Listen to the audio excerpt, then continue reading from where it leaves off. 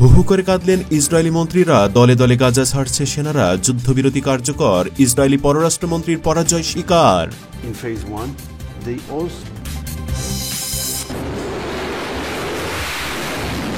ইরানে হামলা হলে সেই হাত ভেঙে দিবে রাশিয়া, বিপদ টের পেয়ে আমেরিকার দ্বারস্থ ইসরায়েল।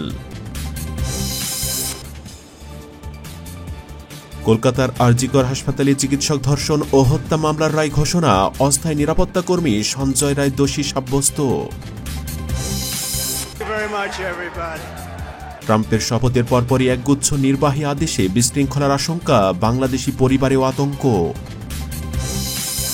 আসসালামু আলাইকুম, দেখছিলেন বিএনসি নিউজ হেডলাইন।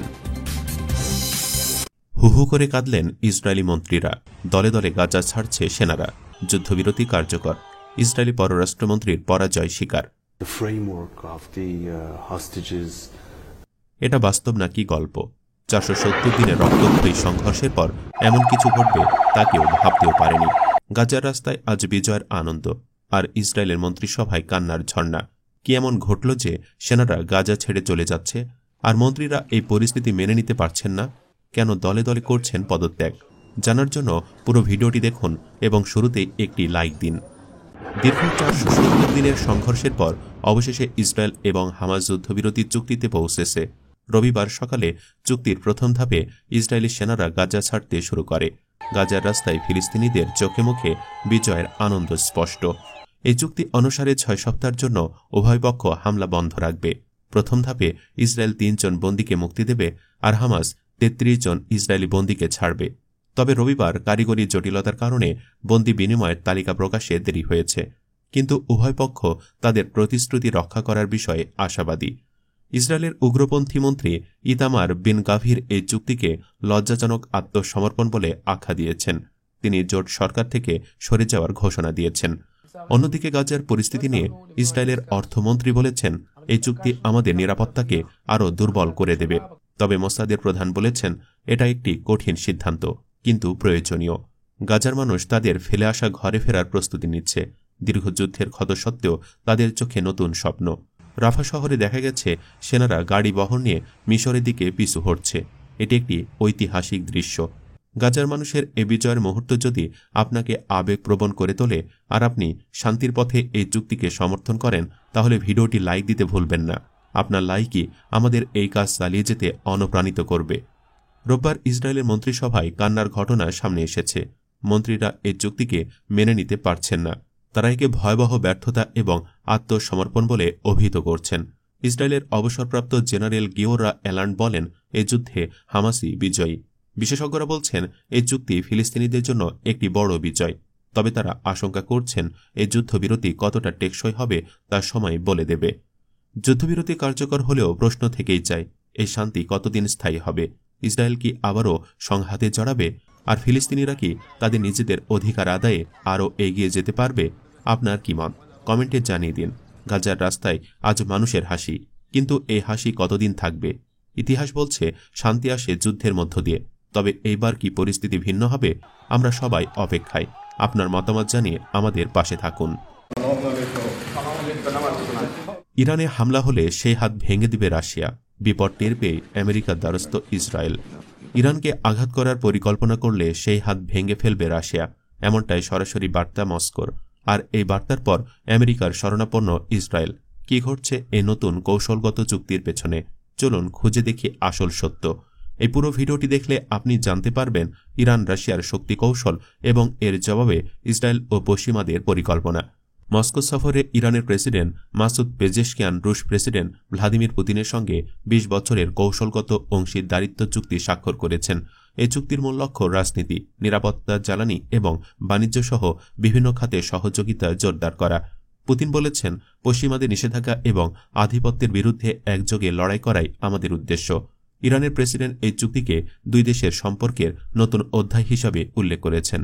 বিশেষজ্ঞরা বলছেন, এটি শুধু বন্ধুত্ব নয়, বরং বিশ্ব রাজনীতিতে একটি বড় পরিবর্তনের ইঙ্গিত। এই চুক্তি কি মধ্যপ্রাচ্যের সামরিক ভারসাম্যে বড় পরিবর্তন আনতে পারে? আপনার মতামত নিচে কমেন্টে জানান। ইরান রাশিয়ার এই চুক্তি প্রকাশের পরই ইসরায়েল আমেরিকার দ্বারস্থ হয়েছে। তাদের আশঙ্কা ইরান এখন রাশিয়ার সামরিক প্রযুক্তি এবং কৌশলগত সমর্থন পাবে, যা তাদের প্রতিরক্ষা ব্যবস্থাকে আরও শক্তিশালী করবে। বিশেষজ্ঞরা বলছেন, ইসরায়েল এবং আমেরিকা একযোগে ইরানের ওপর নতুন নিষেধাজ্ঞা আরোপের পরিকল্পনা করছে। তবে এই পরিস্থিতি ইরানের অবস্থানকে আরও কঠিন করে তুলতে পারে না, বরং তাদের প্রতিরক্ষার সক্ষমতা আরও দৃঢ় হবে। আপনার যদি মনে হয় ইরান রাশিয়ার এই জোট পশ্চিমাদের জন্য বড় এক চ্যালেঞ্জ হতে যাচ্ছে, তাহলে এই ভিডিওটি লাইক দিতে ভুলবেন না। ইরান রাশিয়ার এই চুক্তি শুধু কৌশলগত নয়, বরং এটি একটি শক্তিশালী বার্তা যে তারা পশ্চিমাদের আধিপত্যের বিরুদ্ধে একসাথে দাঁড়াতে চায়। ইরানের প্রতিরক্ষা শক্তি এবং রাশিয়ার প্রযুক্তিগত সমর্থন মধ্যপ্রাচ্যে একটি নতুন সামরিক শক্তির উত্থান ঘটাবে। এই পরিস্থিতি ইসরায়েল ও আমেরিকার কৌশলগত পরিকল্পনাকে আরও চাপে ফেলতে পারে। আপনার মতে ইরান রাশিয়ার এই নতুন জোট কি ভবিষ্যতে বিশ্ব রাজনীতিতে বড় প্রভাব ফেলবে? কমেন্টে আপনার মতামত জানান। ইরান রাশিয়ার এই চুক্তি এবং এর প্রতিক্রিয়ায় ইসরায়েল আমেরিকার উদ্বেগের বিষয়টি মধ্যপ্রাচ্যে উত্তেজনা বাড়াতে পারে। তবে আসল প্রশ্ন হল, এই কৌশলগত বন্ধন কি দীর্ঘমেয়াদে টিকে থাকবে, নাকি এটি আরও বড় সংঘাতের সূচনা করবে? তো প্রিয় দর্শক, আপনারা কি চান একইভাবে বাংলাদেশ পাকিস্তানের এমন একটি প্রতিরক্ষা চুক্তি করা উচিত? কমেন্ট করে জানান আপনার মতামত। ইরান রাশিয়ার এমন চুক্তির মধ্যেই ইরান সম্প্রতি ভূপৃষ্ঠের 500 মিটার নিচে এক গোপন মিসাইল ঘাঁটি উন্মোচন করেছে। এই ঘাঁটি রাডারের চোখ ফাঁকি দিতে সক্ষম এবং এতে রয়েছে ক্রুজ মিসাইল, দূরপাল্লার মিসাইলবাহী স্পিডবোট এবং আরও অত্যাধুনিক সরঞ্জাম। IRGC জানিয়েছে এই ঘাঁটি ইরানের জলপথ প্রতিরক্ষা ব্যবস্থাকে আরও শক্তিশালী করবে। তাদের দাবি, এই ঘাঁটি আমাদের প্রতিরক্ষা শক্তিকে এমন একটি স্তরে নিয়ে গেছে যেখানে প্রতিপক্ষের জন্য প্রতিরোধ অসম্ভব হয়ে পড়বে। বিশেষজ্ঞরা ধারণা করছেন, পারস্য উপসাগরের কোনো এক অঞ্চলে এই ঘাঁটি অবস্থিত, যেখানে আরও এমন গোপন ঘাঁটি থাকতে পারে। এই ভয়ঙ্কর মিসাইল শহরের শক্তি দেখে আপনি কি মনে করেন? এটি সত্যি ইসরায়েল আমেরিকার জন্য হুমকি? তাহলে ভিডিওটিতে একটি লাইক দিন। ইরান রাশিয়ার চুক্তি এবং মাটির নিচের এই মিসাইল ঘাঁটির খবর একই সঙ্গে পশ্চিমাদের জন্য দুশ্চিন্তার কারণ। ইসরায়েল এরই মধ্যে আমেরিকার সঙ্গে নতুন কৌশলগত পরিকল্পনা করছে। তবে বিশেষজ্ঞদের মতে ইরানের প্রতিরক্ষা শক্তি ও রাশিয়ার সমর্থন তাদের প্রতিপক্ষকে চাপে ফেলতে যথেষ্ট। এই দুই উদ্যোগের মাধ্যমে ইরান এখন আরও শক্তিশালী প্রতিরক্ষার পথে হাঁটছে, যা তাদের আন্তর্জাতিক অবস্থানকে আরও দৃঢ় করবে। আপনার কি মনে হয় ইরান রাশিয়ার এই জোট ভবিষ্যতে বিশ্ব রাজনীতির ভারসাম্য বদলে দেবে? কমেন্টে আপনার মতামত জানান। ইরান রাশিয়ার চুক্তি এবং গোপন মিসাইল শহর নিয়ে এই খবর কি সত্যি মধ্যপ্রাচ্যে নতুন সামরিক উত্তেজনার ইঙ্গিত দিচ্ছে? কমেন্ট করে জানান আপনার মতামত। ভিডিওটি ভালো লেগে থাকলে লাইক এবং শেয়ার করুন। আর এমন আরও গুরুত্বপূর্ণ খবর পেতে আমাদের চ্যানেলটি সাবস্ক্রাইব করতে ভুলবেন না। কলকাতার আরজি কর হাসপাতালে চিকিৎসক ধর্ষণ ও হত্যা মামলার রায় ঘোষণা। অস্থায়ী নিরাপত্তা কর্মী সঞ্জয় রায় দোষী সাব্যস্ত।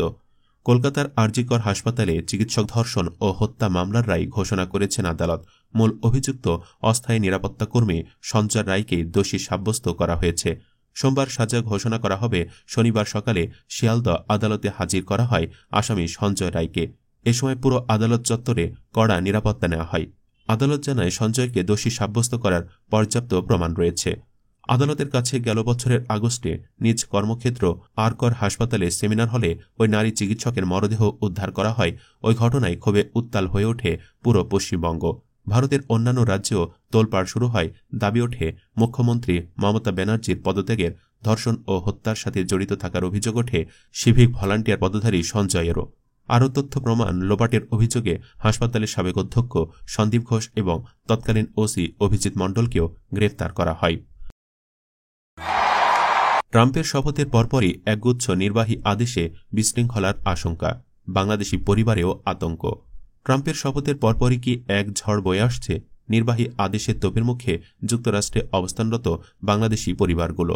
ডোনাল্ড ট্রাম্প আবার শপথ নিলেন যুক্তরাষ্ট্রের প্রেসিডেন্ট হিসেবে। শপথ অনুষ্ঠানের প্রভাব শুধু যুক্তরাষ্ট্র নয়, বরং বিশ্বব্যাপী আলোড়ন সৃষ্টি করেছে। বিশেষত বাংলাদেশ সহ বিভিন্ন দেশের অভিবাসন প্রত্যাশীদের মধ্যে এক ধরনের আতঙ্ক বিরাজ করছে। ট্রাম্পের অতীত নীতিমালা এবং বর্তমান বক্তব্যে ভবিষ্যৎ পরিস্থিতির দিক নির্দেশনা স্পষ্ট। ট্রাম্পের নির্বাহী আদেশের প্রথম ঝড় 2017 সালে মুসলিম দেশগুলোর ওপর ভ্রমণ নিষেধাজ্ঞা আরোপ করে শুরু হয়েছিল। এবার তার দ্বিতীয় মেয়াদে আরও কঠোর সিদ্ধান্ত আসার আশঙ্কা করছেন বিশেষজ্ঞরা। যুক্তরাষ্ট্রে 1 কোটিরও বেশি অভিবাসী রয়েছেন, যাদের মধ্যে উল্লেখযোগ্য অংশ বাংলাদেশি। ট্রাম্পের নীতিমালা তাদের ভিসা প্রক্রিয়া থেকে নাগরিকত্ব পর্যন্ত প্রতিটি ধাপে প্রতিবন্ধকতা তৈরি করতে পারে। 2017 সালে 7টি মুসলিম দেশের উপর নিষেধাজ্ঞা আরোপ হয়েছিল। এবার সেই তালিকায় নতুন নাম যুক্ত হওয়ার শঙ্কা তৈরি হয়েছে। আপনার কি মনে হয়, ট্রাম্পের নীতিগুলো সঠিক নাকি এটি শুধুই রাজনৈতিক কৌশল? নিচে কমেন্ট করে জানান, আর ভিডিওটি লাইক করতে ভুলবেন না। ট্রাম্পের মন্তব্যে প্রভাবিত হয়ে অনেকেই ভয় পাচ্ছেন। তার সাম্প্রতিক এক সাক্ষাৎকারে বলা হয়েছে, আমি প্রথম দিনেই কঠোরতম অভিবাসন নীতি কার্যকর করব।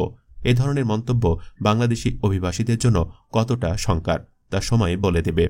ট্রাম্পের শপথের পর থেকেই বিশ্বব্যাপী উদ্বেগের মেঘ জমতে শুরু করেছে। বাংলাদেশি পরিবারগুলোর জন্য এটি কতটা সংকট তৈরি করবে তা বলা কঠিন। তবে একটাই প্রশ্ন, এ নীতিমালা কি সুরক্ষার জন্য নাকি এটি নতুন বিভাজনের সূচনা করবে? নির্বাচনের আগেও মুসলিমদের সুযোগ দেওয়ার প্রতিশ্রুতি দিলেও ক্ষমতা পেয়ে বেইমানি শুরু করেছে ট্রাম্প। এমন পরিস্থিতিতে বলাই যায় যুক্তরাষ্ট্রের মুসলিমদের নতুন মির্জাফর ট্রাম্প। আপনারা কি মনে করেন? কমেন্ট করে জানান।